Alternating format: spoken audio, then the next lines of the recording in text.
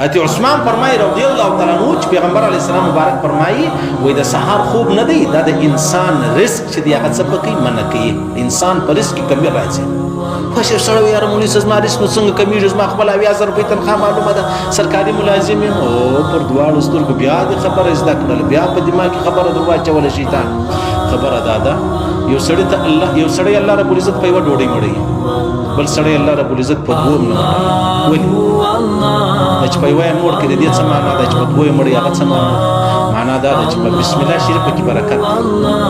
په بسم الله شریفه کې برکت دی نو که چیرې ته وایې چې یاره زه تنخواه اخلم 20000 ده نو په 20000 الله رب العزت ستا په دې ځای در ولګي د کور کار مې د غیب پاتې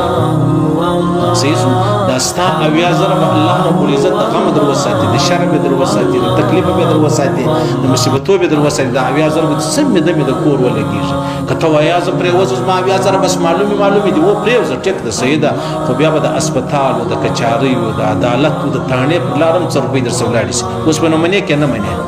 د هېڅوک د هېچا سره دښمني نه کوي نه زما سره نه د قرآن سره نه د رسول سره دا د ځان سره دښمني ده یاره نو زه مجبور یم بالکل مجبور یم بس دغه مجبوره به دوزخ له راځي حضرت عثمان فرمایي وایي د الله رسول فرمایي نوم الصبحة یمنع رزق ستاسو په رزق کې کمی چې دغه راځي اشنو رزق کمی خو د جهان دومره روپۍ لري وګوره چې پر سره تمامېدو وتلي دي ولري بالکل لري په دې کې شک نشته تاسو به یو سړی داسې بېغمه بیده نه یې لیدلی چې بس بېغمه یم خدای پاک درته د 50 کالو روپۍ راکړې زه هېڅ ضرورت نه لرم یو سړی به ته یې نه یې لیدلی د سهار د هر مالداره سړی د دې غریب منډې نه وي وایي او چغې نه وایي نو څنګه نو ته خې لرې د 50 کالو بیا څنګه کیسه ده الله رب العزت به ستا زړه در غني کړي الله رسول یو سړی راغی الله رسول یوه کجوره ورکړه یوه کجوره ته وغورځوه یوه کجوره نه چې شته ما ته راکړله پیغمبر اسلام ډېر خواباده سو بل سړی راغلی د الله رسول هغه ته یوه کجوره ورکړه الحمدلله ماشاءالله یا رسول الله ډېر کور ودان د شکریا جزاک الله ډېره مهرباني ده الله رسول ته دونه خوند ورکړي په کور کې 40 روپۍ پرتې وې چا ته ورجر سه ام سلمې ته هغه 40 روپۍ پرتې دي هغه راکړه چې راوړه هغه یې صحیح شو ستاسو اندازه ولګوئ دا زما او ستا دا خبرې دا قدم دا ژوند دا زموږ په اختیار نه ده د الله رب العزت له جانبه نو دا کم څوک چې روپۍ هر څه لري برکت یې نشته یو سړی 15 زامن 8 زامن 10 زامن لري پلار نه یې په شاد پلار نه یې په آباد مور نه یې په آباد مور نه یې نو دا څوک څه کوي دا چې نه وای نو بیا به چی شوی معلومه شوه چې یو زوی هغه د خپل مور پلار ډېر فرمانبرداره وي دا ډېر ښه دی که هغه 10 زامن چې د مور پلار نافرمانه وي دا یو زوی معلوم نو په یوه کې برکت الله کښېږي په نو کې نه دی هېر شي نو برکت دا معنا ده که ته وایې چې یاره زه خپل داسې دوکانداري لرم داسې کاروبار لرم او داسې تنخواه لرم ټیک د تنخواه به یې منم خو ته داسې وکړه دا ټیم پرېوځم او که ته وایې زه پرېوځم په دواړو سترګو حرام نه دی ناجایزه نه دی ګناه نه ده خو چې محمد رسول الله څه فرمایلي دي هغه خو منو هغه به زموږ ایمان حضرت علي کرم الله وجهه په ډوډۍ ناست یو سړي ته وویلې یو حدیث یې ووایه هغه دا زه نه منم دا حدیث نه دی ول که دا حدیث نه و الله دې ما د دې ډوډۍ څخه دغه ړوند ولاړ کړي او که و تا نه منې بیا دې تا الله ړوند ولاړ کړي قسم په خدای که دا ډوډۍ ختمه شوې په سترګو ړوند شو ولاړ شو د الله رسول په دربار کې یو سړی و د ډېره تکبر بیا مزغۍ کوږ نیولی نه کله کله یو سړی یو ملا یو طالب یو غریب یو مجبور یو عزیز مسکین د ډېر سپران ورته ګوري مایي ورته ګوري دا غاړه بیا کږه نیولې الله رب العزت دا غاړه د غسې ورکږه که تر مرګه کږه بیا سمولی نه سول غاړه به کږه نه نشي محمد رسول الله نسته او محمد رسول الله خبرې خو به یې مجلس خو به یې احادیث خو به یې ستا و ولهذا چې د حدیث ځای رالی شو مزغۍ به کوږ نه نشي هېچ چا ته اختیار نشته هېچ چا ته اختیار نشته نو حضرت عثمان فرمایي چې رضی الله تعالی عنه نوم الصبحة یمنع رزق رواه احمد وبیهقي ویهقي امام احمد مسند امام احمد دا حدیث نقل کړی سهار خوب چې دی دا د انسان په رزق کې کمی راولي کمی دا نه معنا چې ته به په خاصه تنخواه 8000 او 20000 کمی شوې تا ته میراثي یا په دغه چې کوم رزق الله درکړی تنخواه درکړې په هغه کې الله برکتونه ټول جمع کړي برکتونه به ټول جنې ټول بیا فاطمه فرمایي رضی الله تعالی عنها دا هم د بیهقي حدیث دی وی مر بي رسول الله صلى الله وانا مستجعة مصبح وحركني برجلي وإذا پرته فاطمه الزهراء رضی الله تعالی عنها فرمایي ډېر پر پیغمبر علیه السلام ګرانه وه وی بدون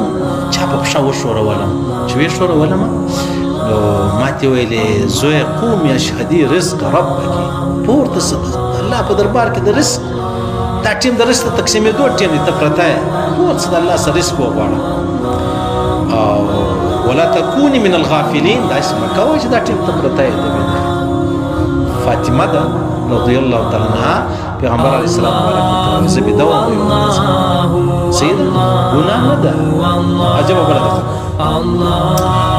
هذا الشيخ صاحب رحمه الله الشيخ زكريا صاحب عظيم شخص تیر سوي فضائل اعمال ته موږ ډېر غټ سړی تیر سوي مدینه شریفه کې جنت البقیع کې تقریبا د فاطمه رضی الله تعالی عنها شوته نږدې قبر دی هلته ډېر مهاجر د مدنیو هجرت دورې کړی د یو حدیث نقل کړی دی ورځ په مسجد کې یو څوک بده دی د الله رسول حضرت علی کرم الله وجهه الورث دی راپورته دی ورلی راپورته کې بیا پیغمبر حضرت علی کرم الله وجهه پوښتنه وکړه ولتا ول نه راپورته کوي په خبره کې سوچ چې تم تیر شولې نږدې ورته تیر شوې سلام دی جنې باندې نه پیژنې که څنګه نو ماته دی ولې ووایي کله کله یو سړی چاس دا کار تنګ کولی سو تا ولې ماته ووایي پیغمبر علیه السلام حضرت علی کرم الله وجهه ویل ما په دې درته ویل که ما پر د غږ کړی وی د انکار کړی چې نه پورته کېږي دی کافر کېدی په دې خبره نو تا ته مو ویل که تا ته ویل په دې نه کافر کېدی که تا ته ویل چې زه نه پورته کېږم بیا نه کافر کېدی چې ما ته ویل ما په دې څومره عظیم شخص دی چې یو د یو سړي د ایمان خیال ورسره دی خدا نه خواسته دی نه په غلطي کې د ایمان جنې ولاړ شي صحیح شو نو دلته چې یو سړی وایي زه د پیغمبر علیه السلام خبره نه منم د پیغمبر اسلام خبره نه مني نو دی مني نو ته محمد رسول الله نه مني چې بیا خبره نه منل کیږي که سړی وایي یا زه پیغمبر علیه السلام منم خبره نه منم ابلو زه چا ویله چا میسج را ولمولي صاحب په یو ځای کې ناس ډوډۍ مې خوړله ډوډۍ چې مې خوړله بیا چې خلک ناس خیر ستا بیان کیسه شروع شوه مولوي صاحب ښه بیان کوي خو دا دی بس یو کمی پکې ستا څه کمی پکې ستا یو بل ته وایي صوفي جان دی صوفي جان غاي نور اخري لګد ورته ناست ویلې ول د مسجد مخته کسابه ده نو دا کسابه ولا تعرض دا بندوي مچان دي ګان دی ویني بل مولوي صاحب بس کسابه ولا را ولاړ سلو یو کیلو غوښه شروع کړلې یو کیلو د غوښه شروع کړلې ولا خم مولوي صاحب په خله لاس نیولې دی وسی څومره ما ویلې یار د ازما د قصاب ډیر ښه سړی دی ډیر زبردست مالتی راځي پښتنه جنوب کې چې مولوي صاحب په کال هم د کور د پاره لتا څخه غوښه اخیسته په کال مولوي صاحب د طالبانو د پاره څخه غوښه اخیسته او دا راوښه چې په ګس بسته کال باندې یو کیلو غوښه زما طالبان ته کړي ما نه ماته نه زه د خاورې د طالبان ته کړي بیا وې درک خبرې دوی منم بیان منم الله دې وساتي الحمدلله ما ته الله دا ضرور ژوند را کړی دی مال پرته خندا راځي سید مال پرته خندا راځي اته چې کله درې سو په پټ راوړي ماته راځي رب د الله عظیم مهرباني ده ما ستې ورپی ته پام وای او زما ته سترګې مړې نیولې وای امر دې سړي ور مولي صاحب ته راځي مرسته ډوډۍ وخت ما ډوډۍ نه سره ولولې مال بیا ما ته سترګې مړې نیولې او دا ډېر زور راته وای داش ایسو غړان راځي چې ته ووینې سید بیا دې خبرې وکي موجه دا چې زه د الله په خاطر سره الله په خاطر کوم اس ما ته خدای پاک د اسمان سره الله د خپل غیب سره ما ته راکړي غیبی خزانه نه دي لوی نه کوم لا اله الا الله الله دې ما ته لوی نه رانصیب کړي بسیط دې خلق سره ژوند تیرول د ملایان ته ولې خلک په کم نظر ولې مولوي صاحب 3 منټه جمعه ټیم پر سوي دي مولوي صاحب حاجي صاحب نه دی راغلي دی ولې مولوي صاحب جمعه ته درې دا منه یو ولې جمعه ته غیا حاجي صاحب نه دی ته حاجي صاحب غلام امام ته ستاد الله اکبر بعد الله اکبر کوي او ته څنګه دا خبرې کوي او زما کتاب نه دی زه په جنو کې را روان د جمعه ټیم پر سي د مخه چې ما ته نه درې چې مولوي صاحب روان دی ما دا رقم قانون جوړ کړی د جمعې په ورځ زموږ جمعات کېږي زه 2 منټه مخکې جمعات ته راوم زه الحمدلله وایم د ګډې ټیم پرس زه دا نه کوم چې ستا 5 منټه زه در ضایع کوم. کشنیان بچیان پر روډ څوک ولاړ، یو زنانه په موټر کې را روانه، د سکول کشني بچیان په موټران کې تا روډ بند کړی دی، ورته جوړېدلی یوه ګنټه لمونځ ځنډی د ملایانو غریبانو ستی په نبض سر نه خلاصېږي، دغه نبض د دې سر خلاص کړي بیا 30 روپۍ مو ورکوو بیا بس. دلته وروره نیمه ګنټه لمونځ ځنډی، دلته بیان ځنډی، دلته د لیکلي دي چې لمونځ پر 2 بجې دی او دلته پر 2:30 بجې دی، خلک تا ته څه وایي؟ حضرت عثمان فرمایي رضی الله تعالی عنه، د الله رسول فرمایي، حضرت عثمان روایت دی، وایي نوم صبحة یمنع رزق، سهار خوب چې دی د انسان په رزق کې کمی راولي. نو فاطمه رضی الله تعالی عنها وایي ما ته پیغمبر علیه السلام ویل پورته صدا څه کوې؟ ولا تكوني من الغافلين، سهار وخت مه پرېوځه. نو څه وکړمه؟ فإن الله عز وجل يقسم أرزاق الناس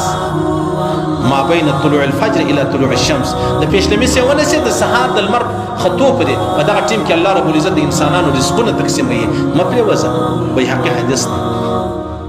صحیح خبره په سر خلاص